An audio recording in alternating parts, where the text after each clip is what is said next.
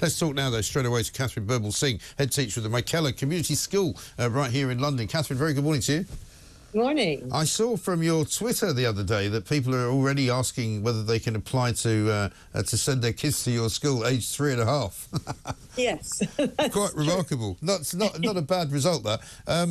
Listen, you will not be surprised, as I wasn't this morning, to see this headline from the Telegraph. VAT Raid drives out over 3,000 private pupils. And this is not just a survey. These are actual numbers of people, parents who have applied to move their children into state schools. I suspect the number will be much bigger by the time January rolls around, don't you? Yes, I imagine so. Clearly, finances. I think people often think of those who choose to send their children into the private sector as being billionaires. But actually, there are lots of families who choose the private sector who have to give up holidays and expensive cars in order to be able to afford fees. Of course, and an awful lot of parents as well have more than one child. And you know, I've spoken to several parents of private school educated children who go, you know, thank God it's happening now because I've only got one left, but I put 4 through it, you know, and suddenly you've got 5 children, and suddenly the VAT bill becomes huge, doesn't it? And I mean, as ever with everything, you know, private school fees are going up anyway. Yes, no, indeed. And so, you know, my heart really does go out to those families who are trying to scrimp and save in order to prioritise their child's education. I always think that we should admire families for wanting to invest in their child's education and as they take it so seriously. But it also takes a bit of pressure off the state system as well, doesn't it? Generally. Well, and that's what's interesting. So, of course, I understand that money will be raised.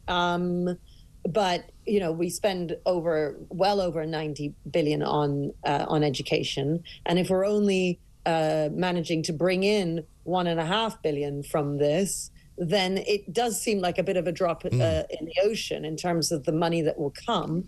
But then we also need to ask, well, how many kids are then going to end up from the private sector in the state sector?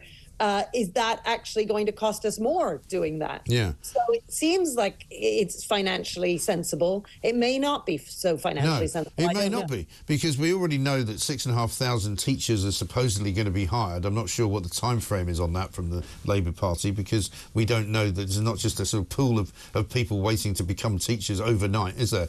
And similarly, apparently some of the bigger private schools have already worked out that there's a loophole which makes it possible for them to reclaim some VAT that they might have paid on refurbishments to the school. So some of that money is going to come back into the private school system anyway.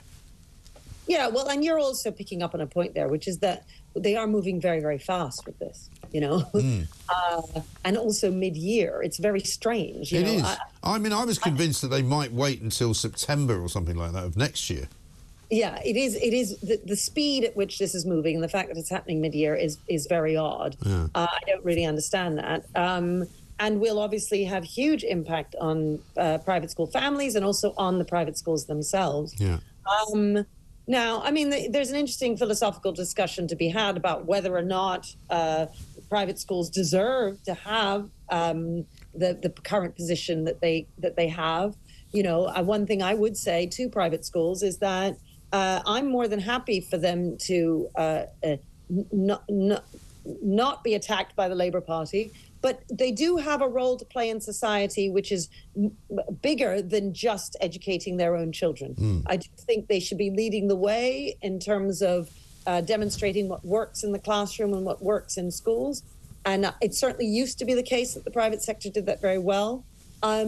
Less so now, not for all of the private schools by any stretch of the imagination, but I do feel that too many private schools are far too woke, is what I would say, where they are abandoning the teaching of Shakespeare.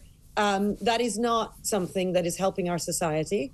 And I do think that if private schools want to benefit financially and be supported by government, they need to be leading the way in terms of what schools should be doing. Yes, it's interesting that you say that, because one of the things that I've found out over the course of the last, say, 2 years or so is that the biggest incidence of sort of, shall we say, gender confusion is in girls' private schools, where the girls of sort of what you might call relatively middle-class families are suddenly going, well, I think I might want to be a boy.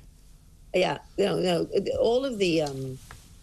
whether it's decolonization or having, I would say, inappropriate encouragement for children in terms of what we expose them to.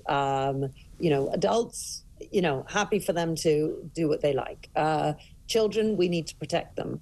Also, the use of technology in the classrooms. How many are using iPads and phones and so on? Yeah. I'm not sure the private sector is leading us in the correct way. Yeah. And I'm quite happy for the private schools to lead us. I don't mind, but don't lead us down the wrong route and then say that you should be supported by government in a better way than they currently are doing. That's my issue. So I am not 100% against the move that Labour is making here. And the reason I'm not 100% against it is because I no longer have the confidence in the private sector that I once had, because they have so embraced the movement of woke. Yeah. Interesting. Let's have a look at what Donald Trump has to say about education reform. He's been speaking this week. Tuition costs at colleges and universities have been exploding. And I mean absolutely exploding. While academics have been obsessed with indoctrinating America's youth, the time has come to reclaim our once great educational institutions from the radical left, and we will do that. Our secret weapon will be the college accreditation system. It's called accreditation for a reason.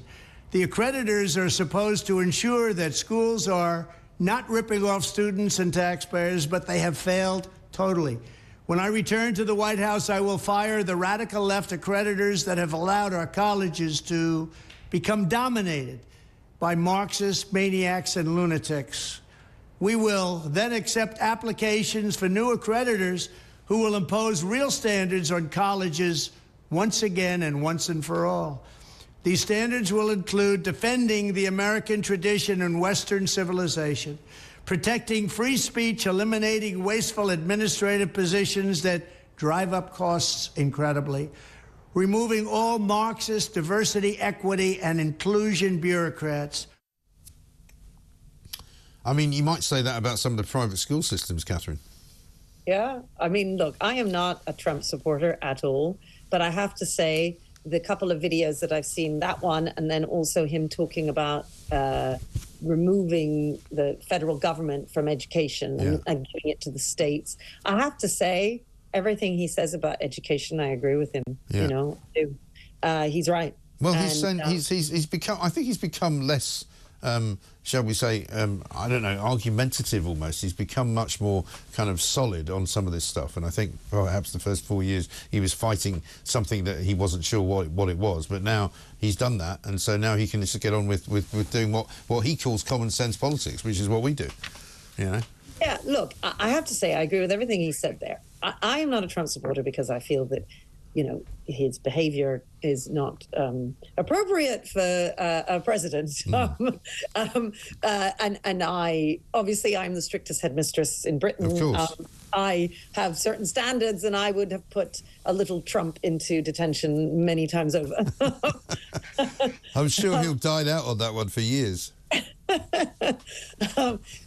it is true that what he is saying about education, he's right on the money. Yeah, absolutely. Catherine, great to talk to you. Thanks very much indeed. Catherine Burble-Singh, head teacher of the Michaela Community School. She would put tiny Trump in detention. There's a thought for you.